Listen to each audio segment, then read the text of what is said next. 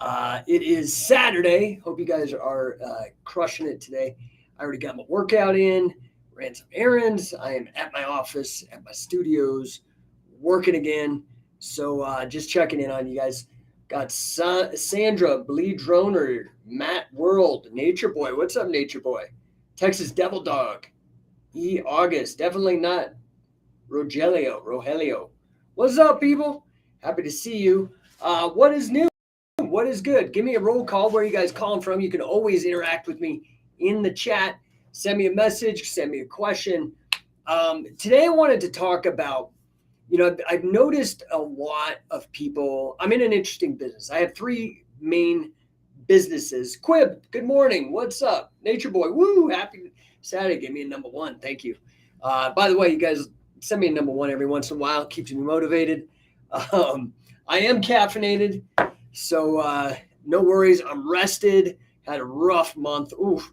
But I am back here ready to bang it out and help you guys. So what's up, Rachel? Happy to see you. I'm gonna throw you up there. What's up, Rachel, out on Facebook? Such a nice day. Yeah, I just met you and your husband, Brad. That was so nice to meet you guys. The Florida Attractions Association. So I was saying I got three businesses. One I run with my wife. A lot of you guys know that usually check in on my lives.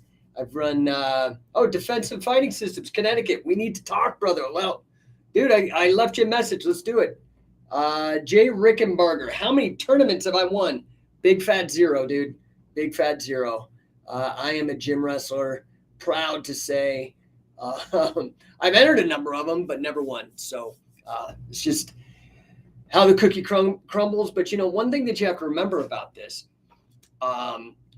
so while I have not won tournaments, that is really where I've spent most of my study. I am a weird case because while I started wrestling when I was 5 in the Pee Wees, I'll be 45 next month. 50. So that's 45 years that I've spent on the mats.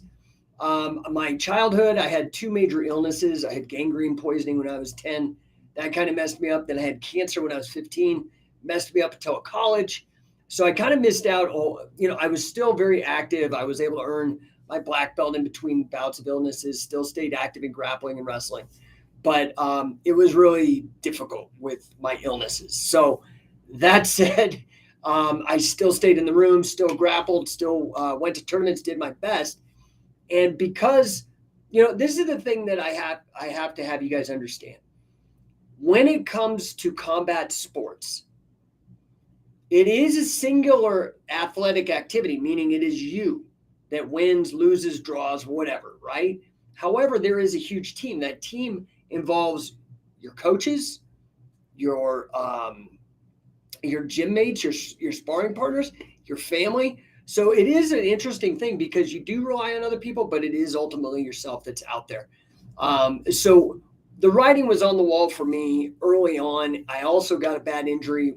I think 2008 is when they tried to time it. We don't know exactly. Ended up getting a carotid dissection. So I just devoted most of my time in 2003 to perfecting myself as a coach. I kind of went the Gus D'Amato, not the Mike Tyson route. One thing that I have found about coaching is that those who coach sometimes weren't great athletes, and many times great athletes don't make for great coaches. So this is all part of the team. I've been coaching in many, many capacities for years. And that's one of the things I kind of want to talk about too here. Let's see, who else we got? Give me shout outs. Jay Rickenbarger got third in state. Congratulations, dude. Awesome. What state? Quib, which martial art did I get my black belt in? American Freestyle Karate back in 1989. So I was like, it was the year that I got cancer. I'm more of a combat sport guy. I'm not much of a martial artist. For me personally, I believe wrestling is the greatest path to personal development. Now that can also include grappling. And when I say wrestling, I'm speaking kind of the large panoply of activities. That could be Greco-Roman, freestyle, folk style, catch as catch can in my case. There's a whole lot. And I also include submission wrestling or grappling in that as well. Let's see here. Keep going down. All right. So, what's up, Kareem? Give me a number one. What's up? Oh man, we got Tom. What's up, Tom? You guys need some headshots? I got the guy. I can hook you up. In fact, if I ever get a spare moment, I'm gonna go get mine redone, get some new ones done. Anyway, today on the chat, I want to talk about something that I think is absolutely crucial. Right now we are in a very tough economy. If you're feeling the squeeze from all these interest rate hikes, all the lockdown crap, all that kind of stuff, throw me a number one. Send me some love. It's just Mike. Love your content, my brother. Thanks, dude. I appreciate that, Mike. Yeah, I got you. So today, I think it's important that we talk about how do we counteract the economy. Does that make sense? Quib giving me a number one. So if you guys are feeling the squeeze out there because of the economy, give me a number one in the chat. Maybe it's you can't find a good paying job. Maybe it's I had a friend of mine today. He has a top end fantastic dog training service. Can't get some of his clients to pay. We have that in our software company. I was telling you, I have three businesses. One I run with my wife. It's a software platform, and it is in the attraction space, like roller coaster, like amusement parks, water parks, that kind of thing. If you've gone into an amusement park, not the big ones yet. We're aiming for that. We're at that step. We've got big parks that we handle millions and millions of visitors a day, but we're trying to make that big jump up into the big leagues. But if you've been to a park, you've probably been a part of what we call the guest-driven experience, which is our software platform, gatemaster.com, Gatemaster Technology. It's actually a great business. That's one of the companies that I run with my wife. And we have a wonderful staff, fantastic people that we work with. The second one that I run is Scientific Wrestling. Some of you guys are familiar with that. That is also, I put up the Mace Bell and, Mace Fitness, this movement that I started in 2006. I put that under Scientific Wrestling as well. It's kind of my fitness and personal development program. And then there's number one coaching, right? Which is really about business coaching, about financial literacy, helping you guys. I've got a master's degree in financial mathematics. I've worked as a statistician, a quant in finance, worked in investment banking, mortgage banking, financial software, financial technology. And with number one, I really decided to create a complete educational program that I can help people with as a coach. So we really do focus on revenue generation. In fact, the newest arm of number one LLC, Prank Among Us or whatever, I can't say it. Sorry, buddy. Spencer Lee. Yeah, Spencer Lee's a stud, dude. It's just Mike giving me multiple ones. Appreciate it, dude. So, the newest arm of number one LLC, I'm breaking down into service packages now, is marketing. And I've created a new arm. There's number one coaching, which is sales and scaling and a little bit of guerrilla style marketing. Then revenue engineering is the new arm. And that is actually, I'm so damn excited. This is where we do lead generation and marketing. We will either show you how to do it, or for a higher price, we will actually deliver the leads to you. And you just got to reach out and sell. And if you have a hard time selling, that is why number one coaching is there. So it's a complete system, if that makes sense. I'm also working on right now a program that will be for those of you looking to transition, or maybe not transition, maybe add a side hustle, and that is your own business. What do you need to do? How do you do it?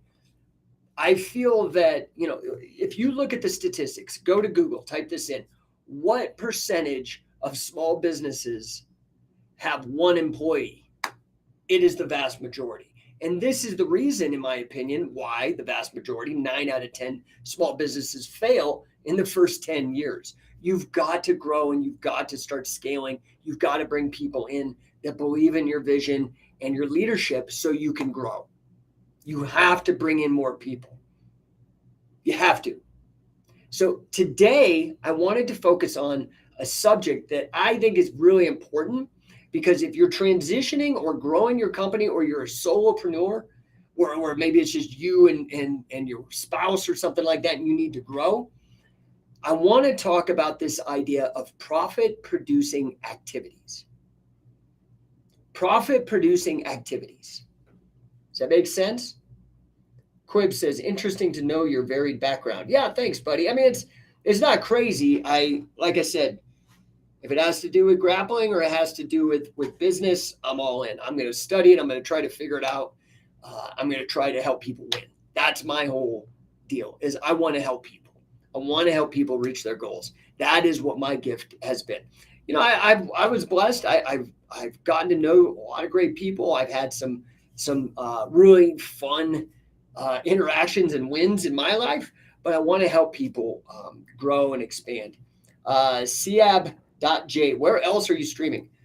Man, I'm everywhere, dude. I got 2 YouTube channels that I stream to, 2 Facebooks, Instagram, Twitter, Twitch, LinkedIn. So I'm everywhere. I'm trying to be everywhere. Anyway, profit-producing activities. I think this is absolutely crucial. So let's start thinking about what it is to talk about profit-producing activities. It's just my catch can all day, says Sean BB.J is giving me fire. Thanks, brother. Yeah, I try to be everywhere. But profit-producing activities are crucial, because when you are a solopreneur, the challenge is that there is a lot to do. Okay, so let me give you an example. Number 1 is new. Scientific Wrestling, that's been going since 2003. Gate Master has been going since 1994. So these companies have passed that 10-year failure mark. In fact, Scientific Wrestling's lapped it twice, and Game Master 3 times, right? Okay. Now, I just started number 1 about a year ago.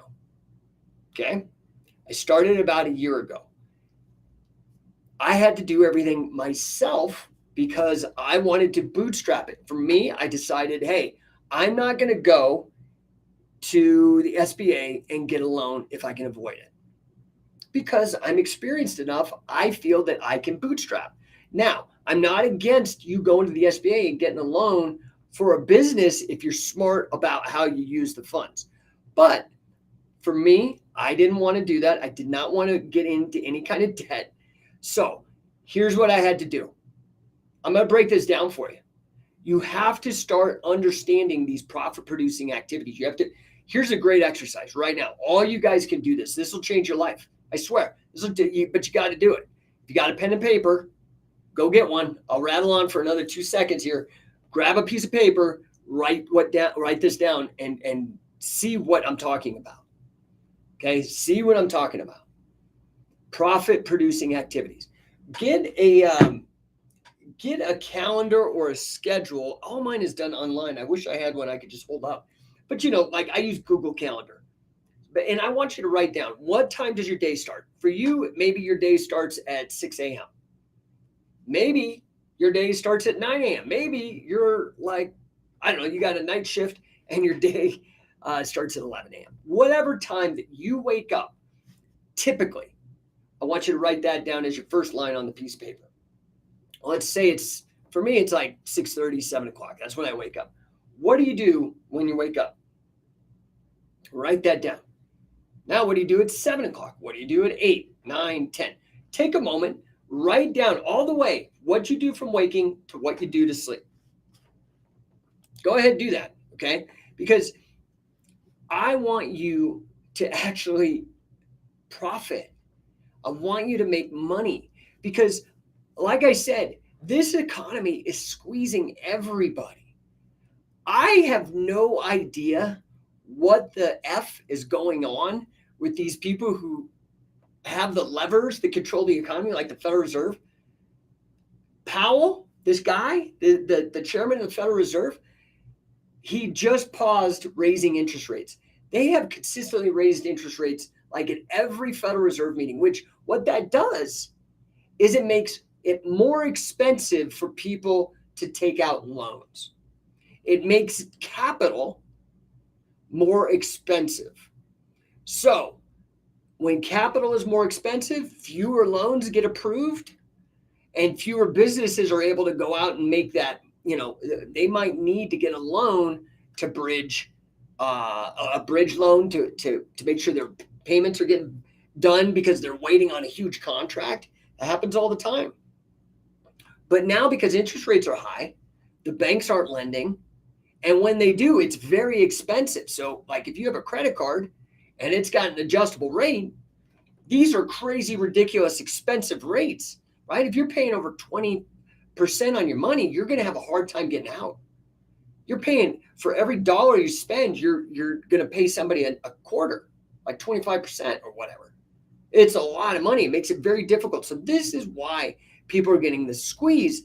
And this sucks because not only is the credit been dried up, but on top of that, they pulled these interest rates and jacked them up because they threw all this free money during lockdown, which caused inflation, which now makes food, cars, everything more expensive. Do you understand? You guys are feeling this squeeze. It's harder to buy a home. All of these things are very, very expensive now. So the problem is they're out of your control. You have zero say on what they do, what the Federal Reserve does with interest rates. You have none.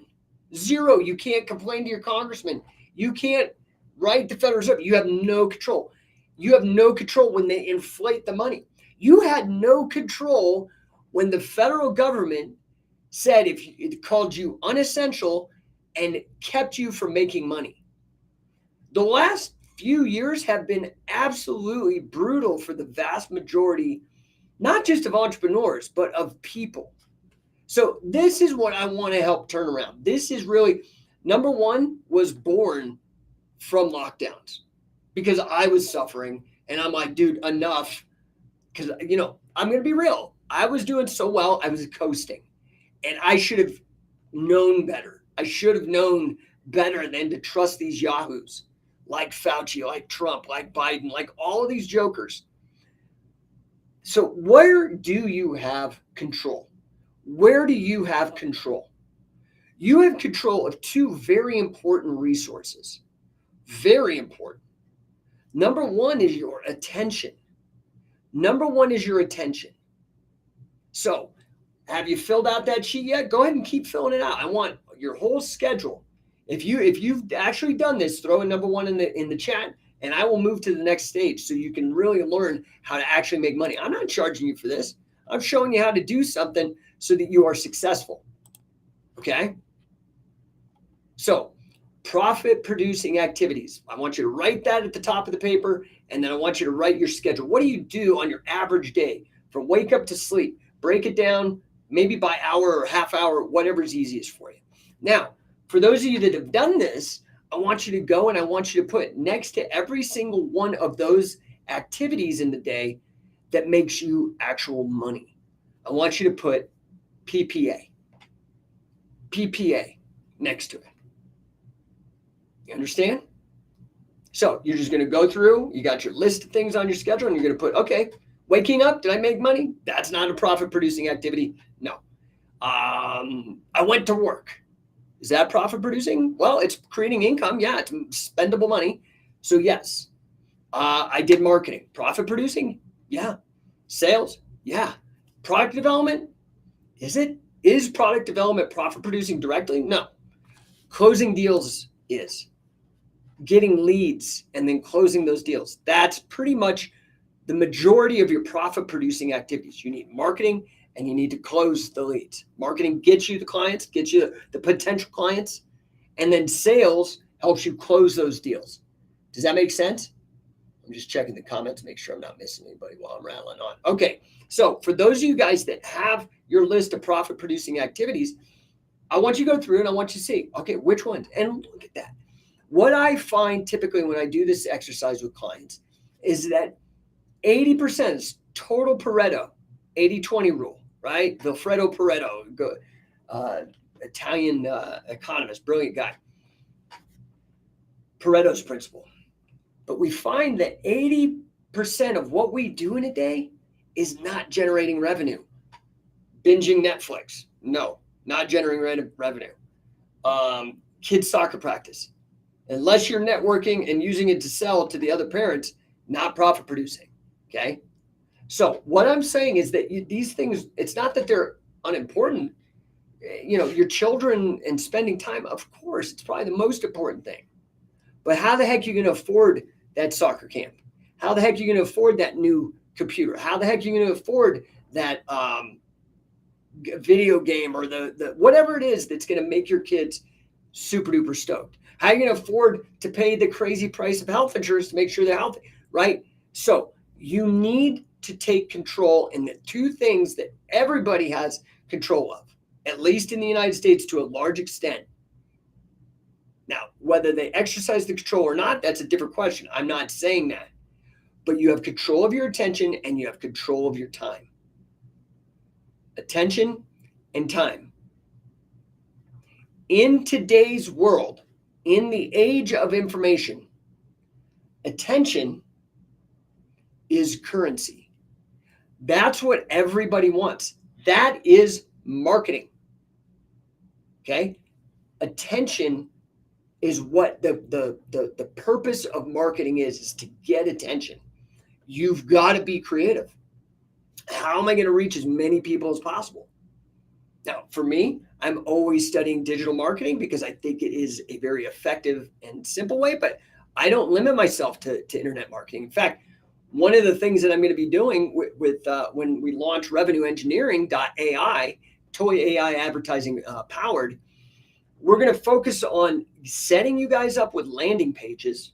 So you'll have your own brick and mortar shop in the internet.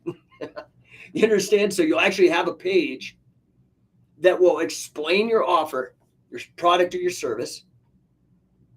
We will leverage AI in the copywriting in the best possible way, but informed with human intelligence as well. Then we will set up automations. Once we get people to the site, to the landing page, there will be automations to capture the leads. Then there will be automation to nurture the leads. Then you will have, and then this is when I pass it off to No1 Coaching, you will then learn the proper ways from the genius, Grant Cardone, how to actually close and sell people, especially high ticket offers. Does this make sense? So we have to figure out how to get attention. Now, if we get you a landing page, we get all this back end stuff built to capture the leads. Now we just got to figure out how we're going to get you out there. Right? Here's a great example. I do a podcast almost every day. Okay. It's just me going live again on every channel so I can hit everybody. I get people on Twitch, Twitter, LinkedIn, Instagram, Facebook, where else? YouTube, right? That's getting me out there.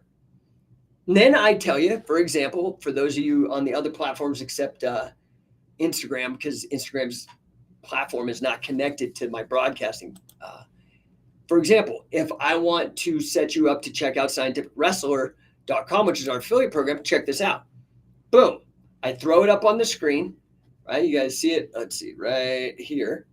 So you go over to scientificwrestler.com, you type in, and my aim there is to get you to give me your info so we could talk on the phone if you are the right person.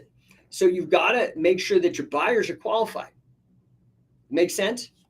Now, I'm curious, how many of you guys actually did that little exercise with the profit producing activities? Anybody? Give me a number one in the chat if you actually did. You could do this if you're in your car listening. Remember to do this. This is a very, very useful trick. So you start understanding, because what I find is 80% of the time people are not doing profit producing activities. 80% of the time we need to flip that. So maybe one of the things you have is cleaning your house or cooking. Let me tell you something. Let me give you a great example from my personal life. My minimum rate, depending on what I'm doing, my minimum hourly at this point in my career, I'm 50 years old, got a lot of expertise, is $125 an hour. That's minimum. And I get and charge way over $1,000 an hour of my time. Okay. So I run the gamut depending on what it is that I'm doing. Okay. Now, if I've got a deal and I'm making $1,000 an hour of my time, does it make sense for me to clean my own house? Or, right? So let's say it takes me 2 hours or 3 hours to clean my house because I'm not an expert. And I go through and I'm not really motivated. I'm not trying to bang it out. I'm not making money doing it. So it takes me 2 or 3 hours. Or would I be better off hiring that out for $100 an hour? Let's say it's 300, which is ridiculous, but let's say it's $300 because I get a team and they come in every 2 weeks, and I pay them 50 to 100 an hour for 3 people. Okay, got it? So they come in, and let's say to clean my house cost me $600 a month. And my house is cleaned by pros and quick because it's a team. And it costs me $300 to $600 a month. I don't know. I'm just throwing that out there. But if I'm making $1,000 an hour, should I really be wasting those 3 hours to save $150 or $300 per hour? Or should I go out and try to get another client that's going to pay me $1,000 an hour? It makes more sense to do the profit producing activity and farm out the other activity. This is what I'm trying to get you guys who are solopreneurs to understand.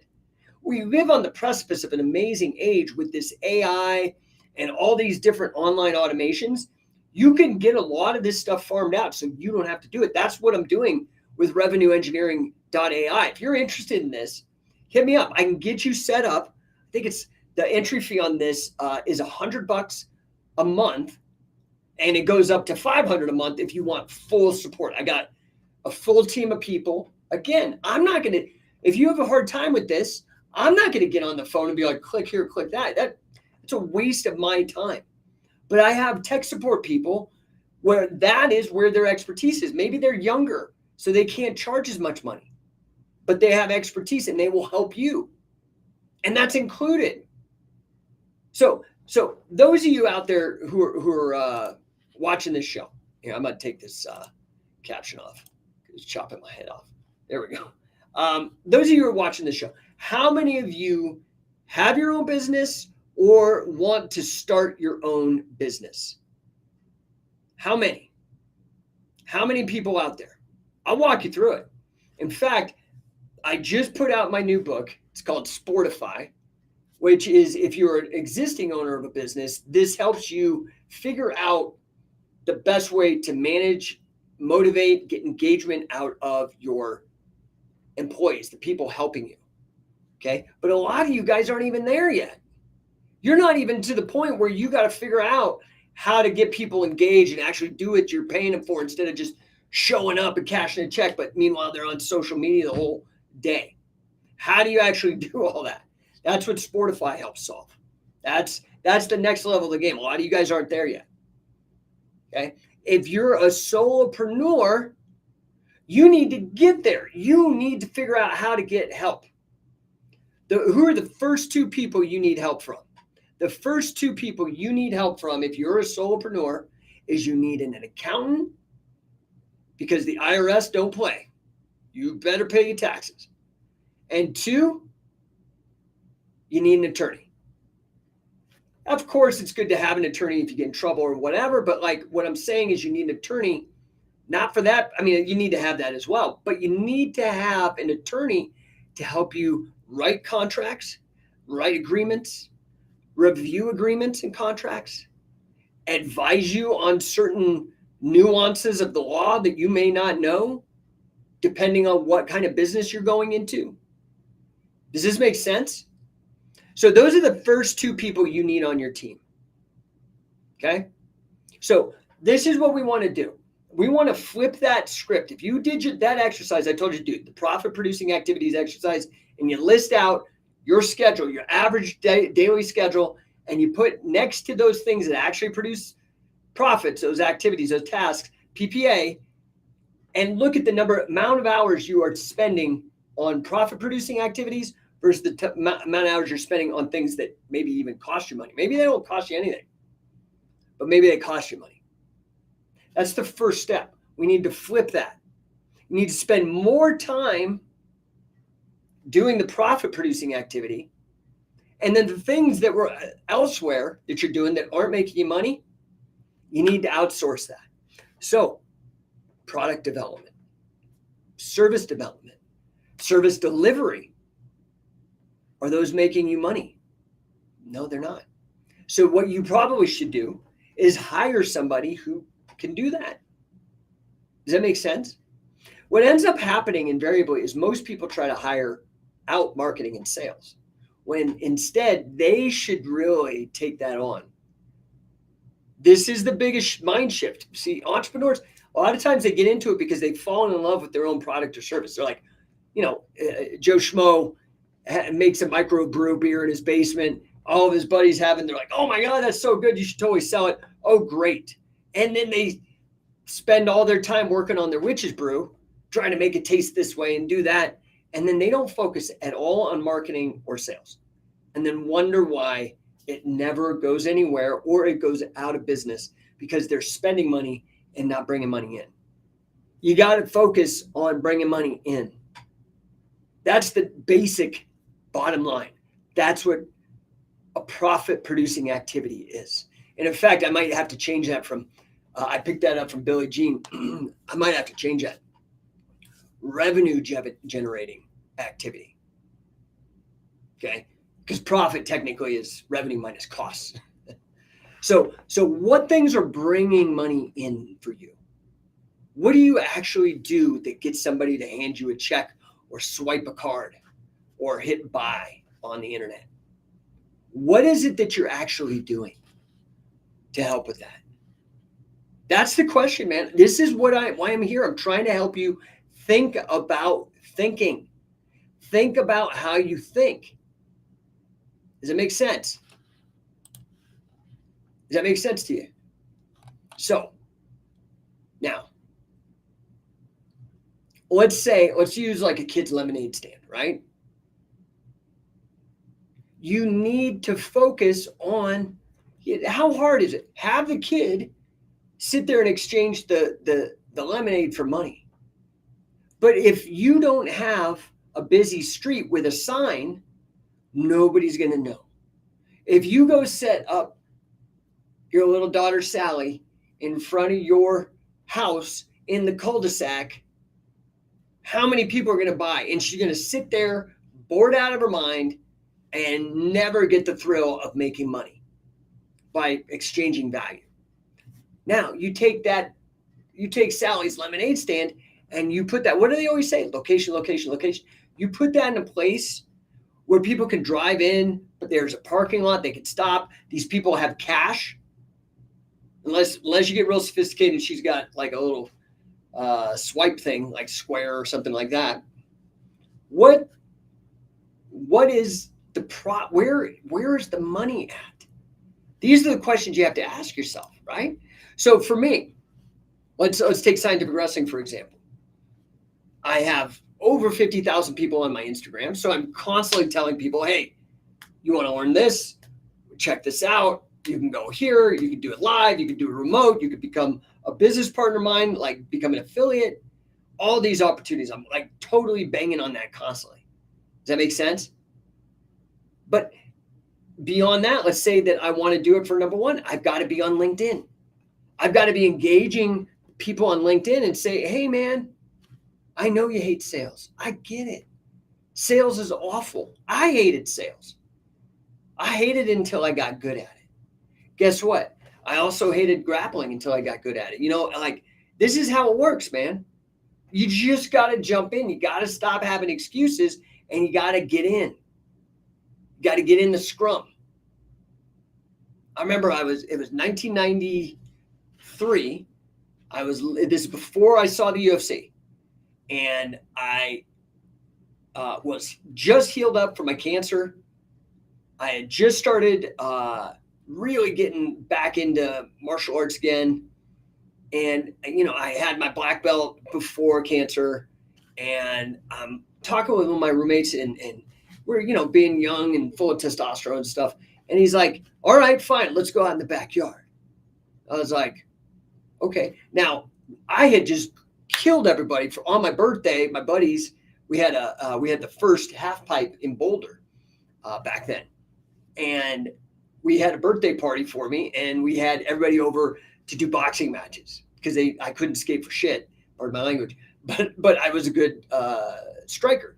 So got in the half pipe, and I demolished everybody. It was awesome. It was super awesome. I mean, they were really trying to kill me too, but I had reach, I had good timing, I had some tricks. Man, I was popping everybody. We threw on some boxing gloves, and everybody else was drinking, nobody else was trained, so of course it was easy for me.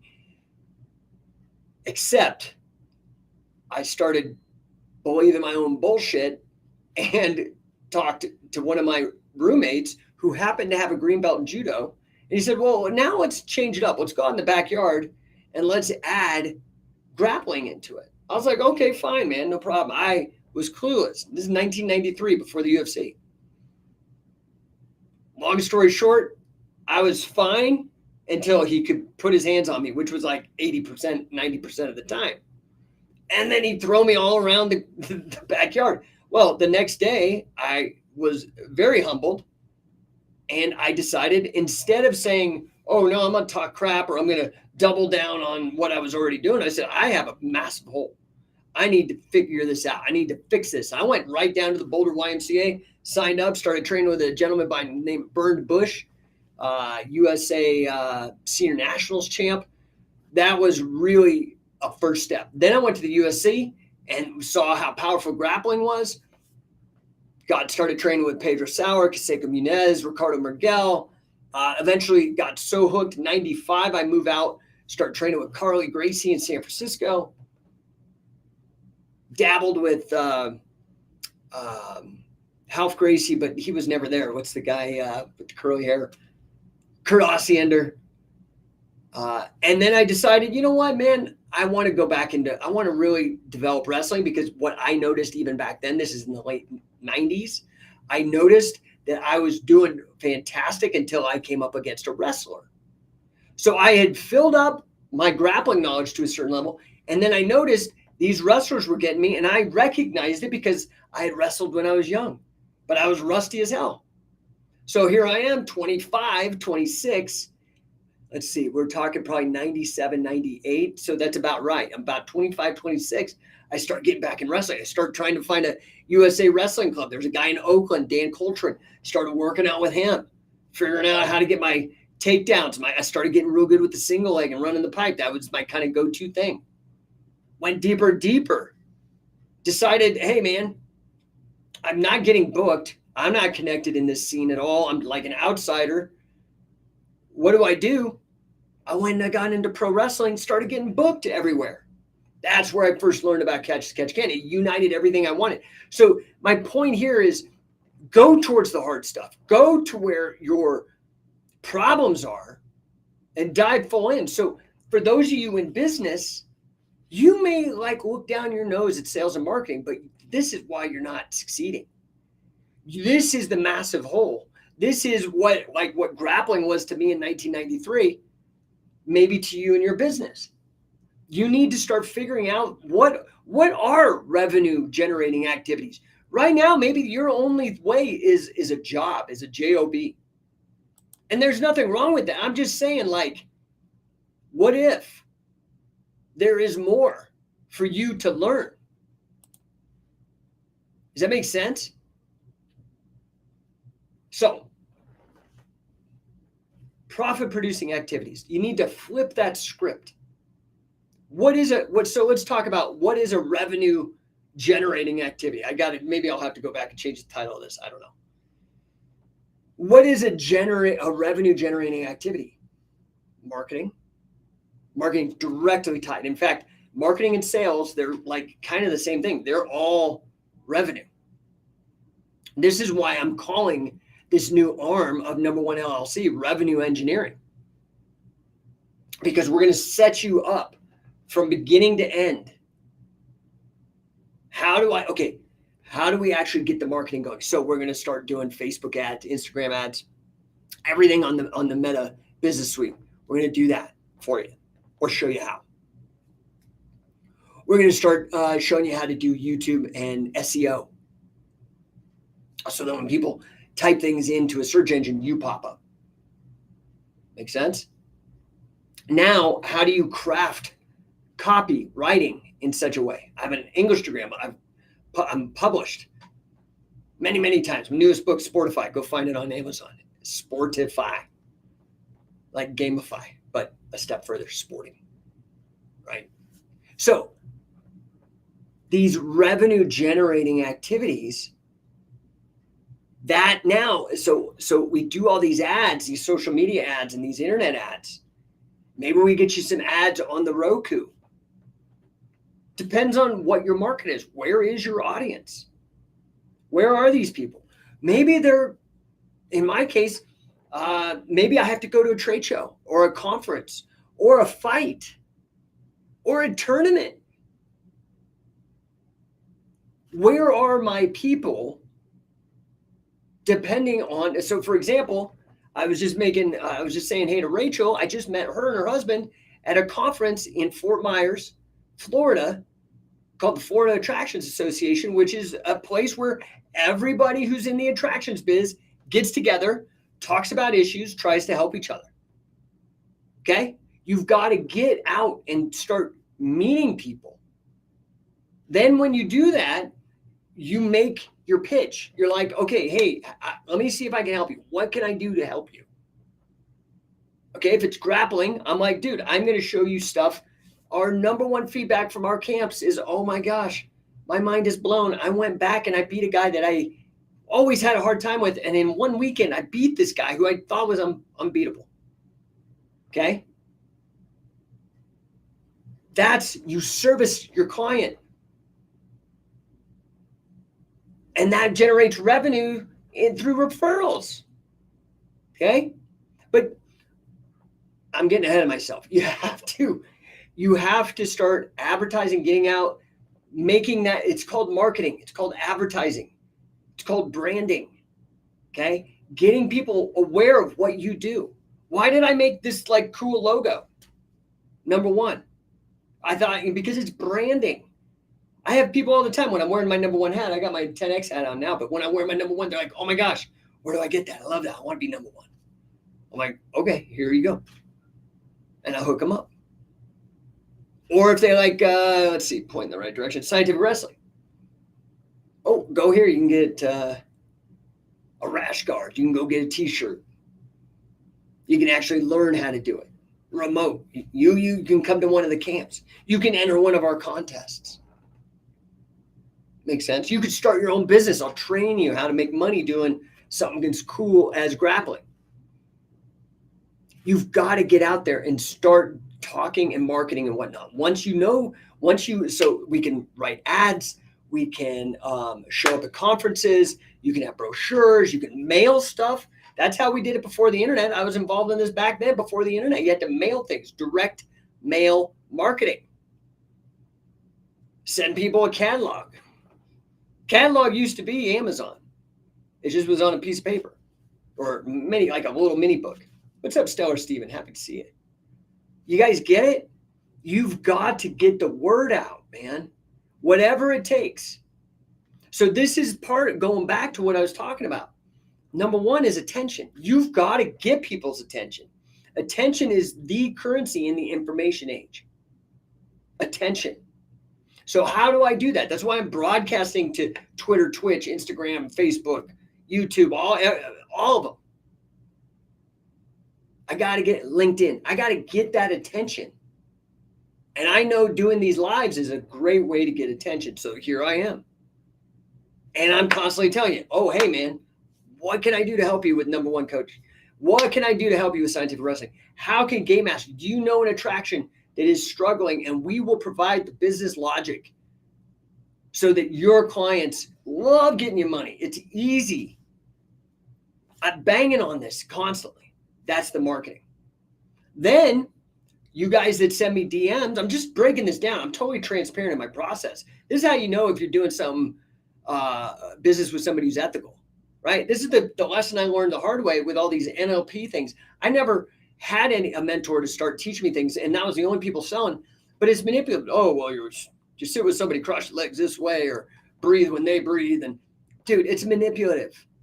Instead, get into a conversation, try to help the person as much as you can, provide value, show them why they should trust you with this job, with this deal, buying this product. Does that make sense? You got to get it. You got to do that. Now, that is part of the sales process.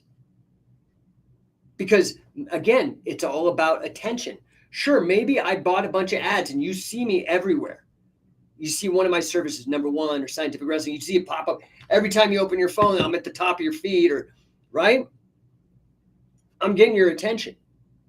And then I'm trying to give you an inducement. I'm like a call to action. I'm like, hey man, you better sign up now because early bird registration ends and it's going to go up $150.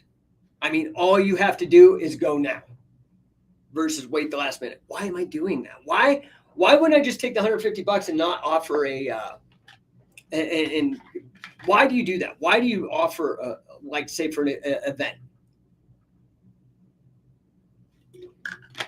Anybody know? What's up, Costa Jesus? Happy to see you. He says, you are right. Thank you, sir. Why would I offer a discount on an event into the future? Why would I offer early bird? Because if I'm going to put on an event, if I'm willing to say, I will throw you $150 savings for you giving me the money now so that I know I can put the event on. Right? Because if I don't have those early signups, I might not be able to pay for the venue. I might not be able for flights, hotels, for staff, for merch. But if I get you to help me out, it's like crowdsourcing. You just never maybe knew that before. Oh, hey, man, Matheson bought a badge. Thanks, brother. I appreciate that. I hope this is helping you. If you got questions, I'll answer them. I'm watching the comments. I appreciate that, Matheson. Matheson79 just bought a badge. Appreciate that. So, sorry, my lips are chapped. I worked my ass off this morning. By the way, you guys ever hear of this HotWorks deal? Dude, I love it. And I'm thinking actually buying a franchise. These things are money. HotWorks. You work out in a infrared sauna, like rowing machines, elliptical bikes, cycle, and then they got like calisthenics rooms. I do the yoga and then I throw down like 50 or 75 push-ups, do a couple hundred squats, a couple hundred sit-ups, and then do the yoga. And maybe I'll throw in some bands or something like that. Love it, dude. Super efficient training. Fantastic. Talk about entrepreneurship. Really solved it great. Why did I go there? Because I used to like Core Power, even though they didn't offer me anything cardio-wise or strength training-wise, but I love the yoga. Very, very healing for me for a lot of the trauma. I mean, dude, I am in wrestling and I got grind and I'm in this business. But you know, my health is, you know, I kind of, a lot of times I think God nerfed me. Otherwise I would have been too powerful, man. But, you know, I have a collapsed carotid artery. So I had to figure out what can I do that is as hardcore and challenging as grappling. And I got into hot yoga, right? Right? Matheson says, I'm still in shock that Neil deGrasse Tyson knows how to wrestle. Yeah, isn't that a cool clip? I like it just because, you know, scientific wrestling and him being an astrophysicist and all that he's kind of a dingle dong on some of things. I don't agree with him a lot.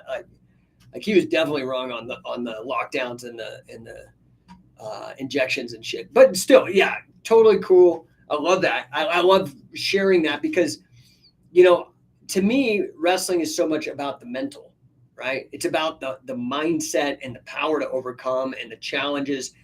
And how do you take a loss and how do you get up and how do you fight? This is the thing, like, you know, it's important to reach, you know, number one.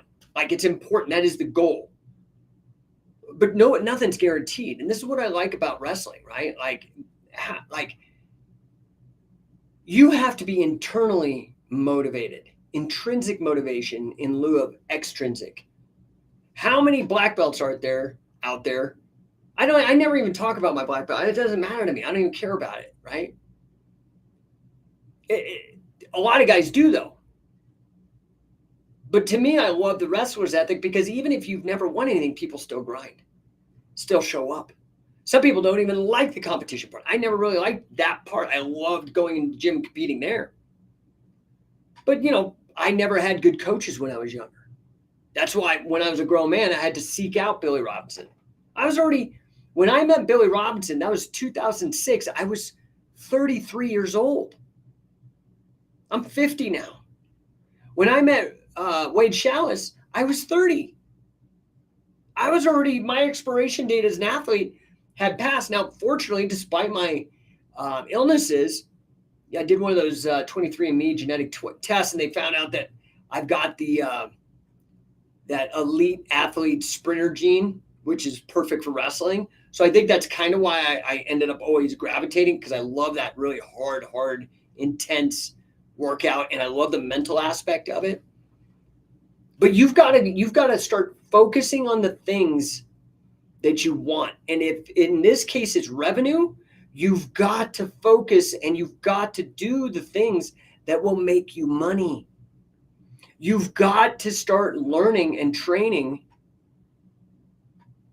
in revenue generation. Rachel's jumping on. What's up, Rachel? Hey, Jake, is the whole talk today about wrestling? Well, yes and no. I use the wrestling metaphor a lot because it's impacted my life in a tremendous way. I personally believe wrestling is the great, for men and women, is the greatest personal development tool ever.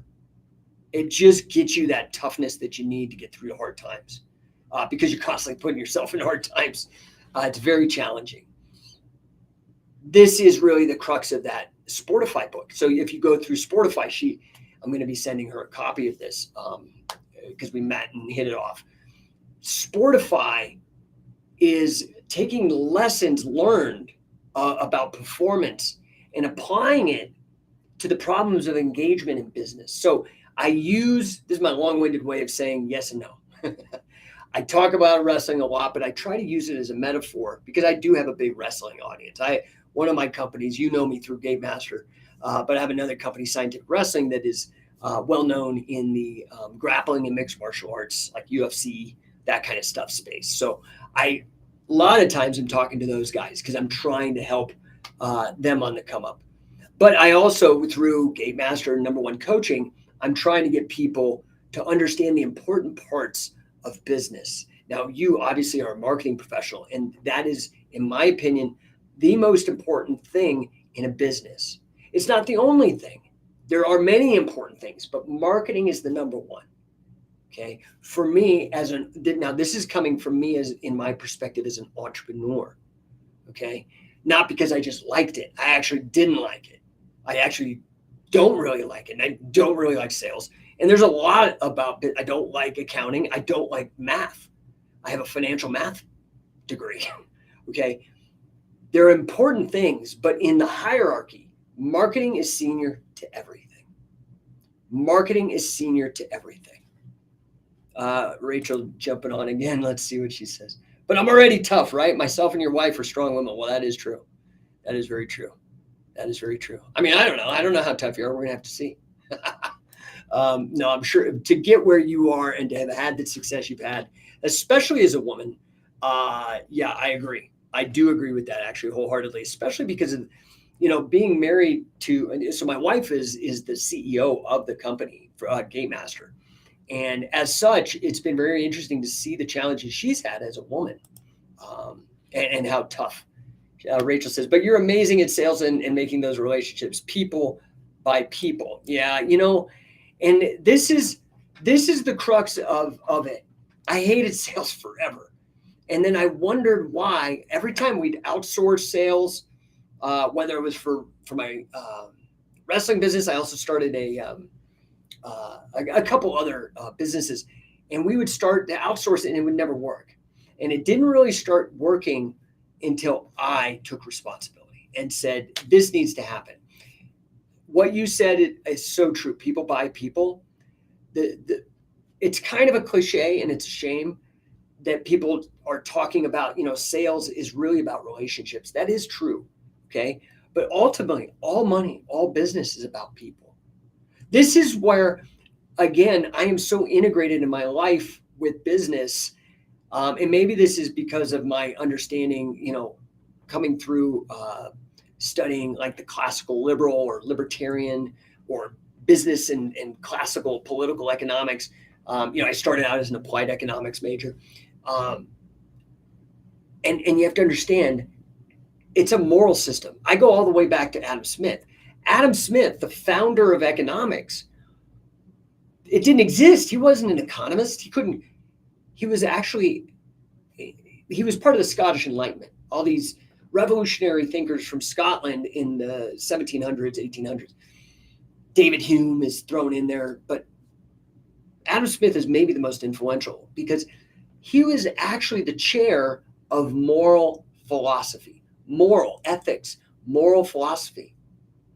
His first book, which I love too, called The Theory of Moral Sentiments, talks about the fundamentals of what then led to The Wealth of Nations, which was his big treatise that launched economics and the study of business, and laissez-faire, which is my favorite form of capitalism. I do not favor the modern state capitalism that we have today, and China has, and pretty much is all over the world. I'm talking about this more laissez-faire that is more about small business, if that makes sense, because it's a moral system. It's about how people interact. This is why I like business. You say people buy people. Well, that's true. If you and I are going to do business, I have to understand there are other people that are trying to do business with you as well. So for me, I have to decide, how badly do I want to do this business? I am willing to walk on coals. I am willing to wash your car, do your errands, whatever, because I believe in myself. I believe in what I'm doing. I believe it's going to help you.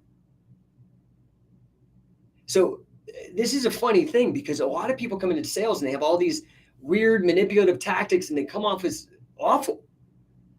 And when I go in and I do these sales trainings, the very first thing I do is I find out, well, the first thing is I say, hey, who here has ever been coached athletically? 9 times out of 10, the best salespeople are people that are coachable because they care about performance. They care about numbers, throwing numbers up on the board.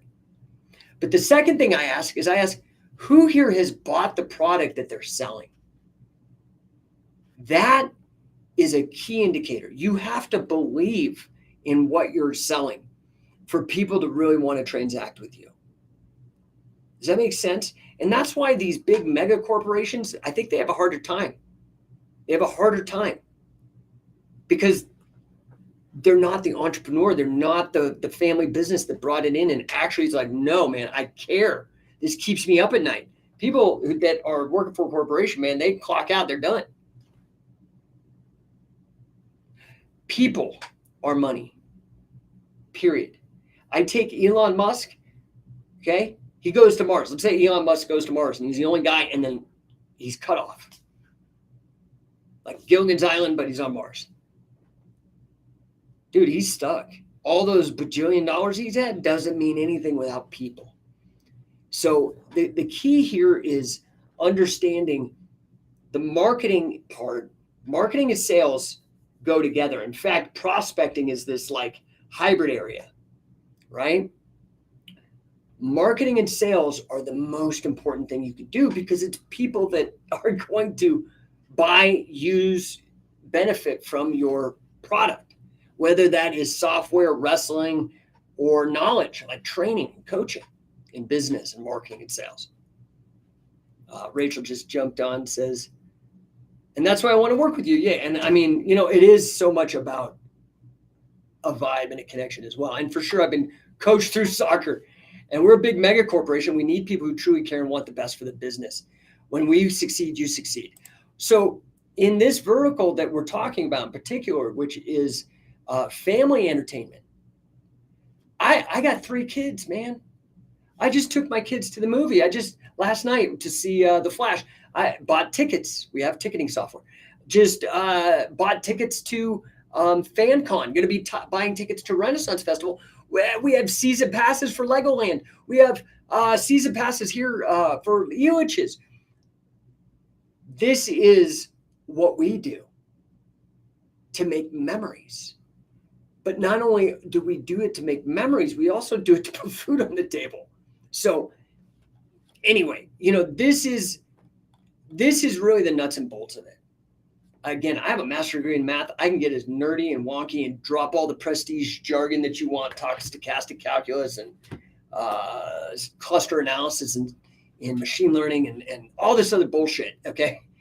But at the end of the day, it is about human beings. It's about people. And if you want to make a lot of money, I don't know how much money you want to make. I'm going to be honest. I have no qualms with money. I'm not a communist. I don't have any beliefs. But you know what? I'm going to be real because I'm integrated. I'm not doing anything unethical. I'm not. Okay, so the point that Adam Smith was making about ethics and making money was that there's a couple different basic ways that you can go about getting resources, right? We all need resources. When I talk about resources, I'm saying food, shelter, maybe oil now, or bandwidth, resources. There's a couple ways to do it. You can trade, like say you like my hat. If you like my hat more than your $20 and I like your $20 more than I like my hat, we both exchange is what Grant Cardone calls the winner's exchange. Mathematicians call it a positive sum game, means there's a win-win is another term for it.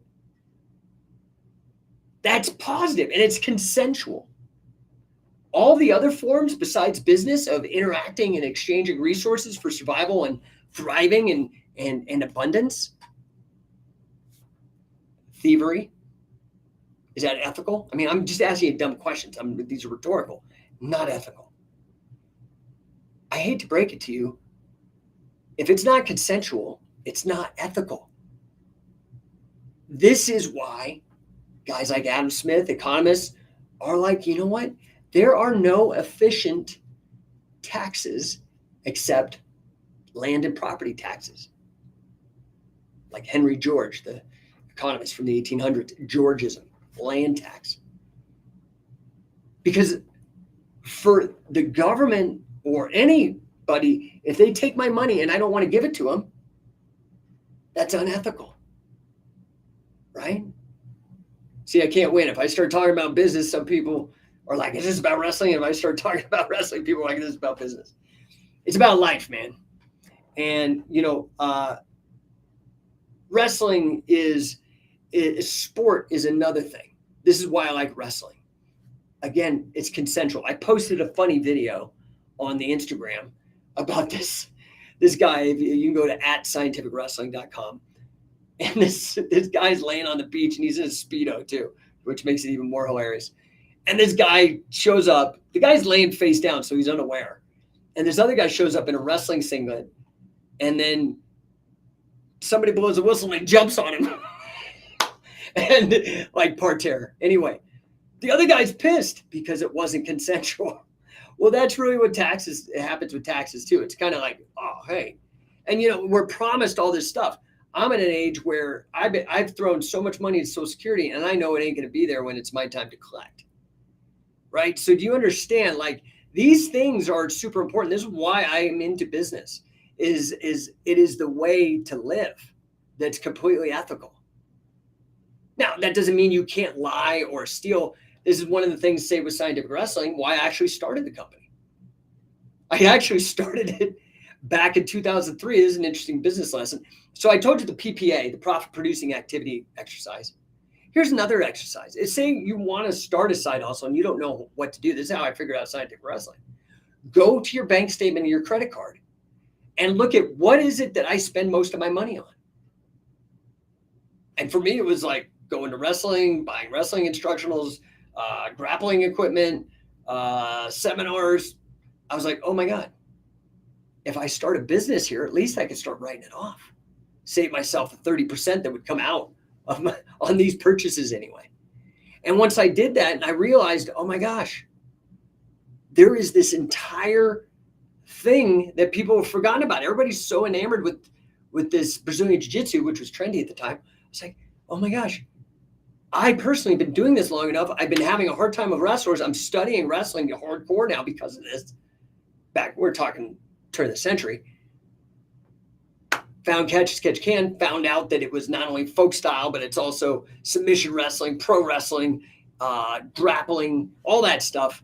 I was like, oh my, MMA, all that derives from us. Like, oh, this is huge. This is actually bigger. This is the biggest thing that anybody could be involved with in this space. And so here we are 20 years later, worldwide, 15 affiliates, trained thousands and thousands of people. So I don't know, man. I don't know if there's enough wrestling and business, but I'm trying.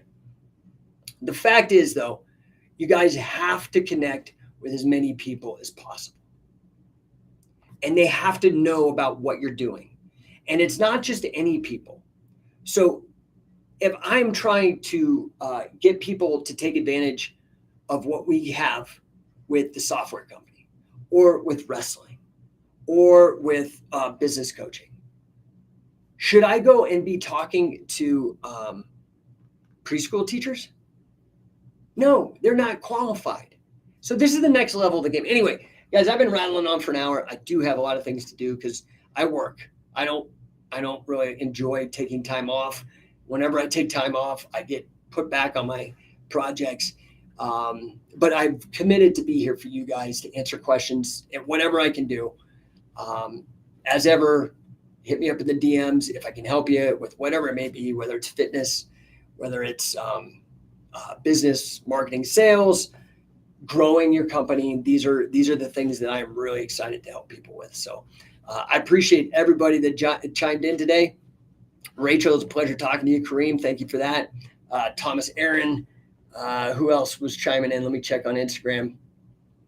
Hoskins, what's up, dude? Matheson 79 got me that badge. I appreciate that. All you guys are amazing. Oh, Rachel says she's gonna call Sandra after this. All right, good. Well, I appreciate that. I really hope that we're able to do more and more together. Guys, hit me up. I am here to help you. Out on YouTube. Thanks, Jake. Great talk from. I hope I'm saying it right. Bly Droner. Oh, and God bless you. Thanks, dude. I need it, man. I'll tell you, the thing is, man, it's been a crazy rough month. Like, I've been traveling a lot. The economy is squeezed, so I'm working extra hard. Like, I am pushing so hard right now because people don't have money. And I have to be like, dude, the reason you don't have money, sure, the economy's bad, but you need to get set up so that you're independent of the economy, your economy. You need to be able to generate money. And that is marketing. That is sales. You've got to be able to do this for yourself. So I've been banging hard on all of that, trying to help people because, people may not know this about me. I actually ran for federal Congress, U.S. Congress, not state.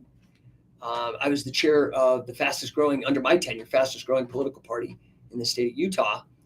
Because I thought that was the way to go. I'm a guy that jumps in, man, and tests things firsthand and finds out if it works or not.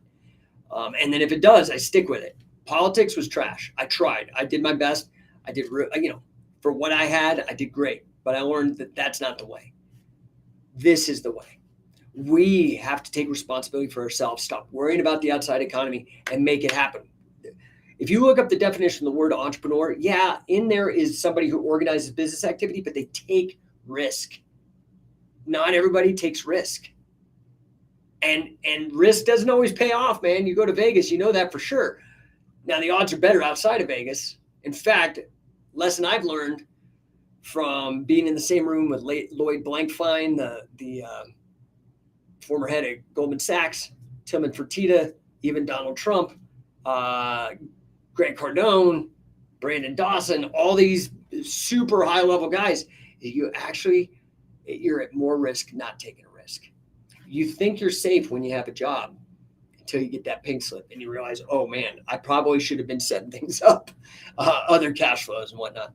Anyway, guys, I've been going on for like an hour, 10 minutes. I apologize. Usually I try to keep this to 20 minutes, but I got fired up. Hit me up in the DMs. You can always message me, training at no1coaching.com, training at scientificwrestling.com. That's the best way. Appreciate you guys. Have a wonderful weekend. Have a happy Father's Day, all you dads out there. I'm excited. I got 3 kids, so I know they got some up their sleeves. My dad is going to be over, so he's 82. It's going to be fantastic.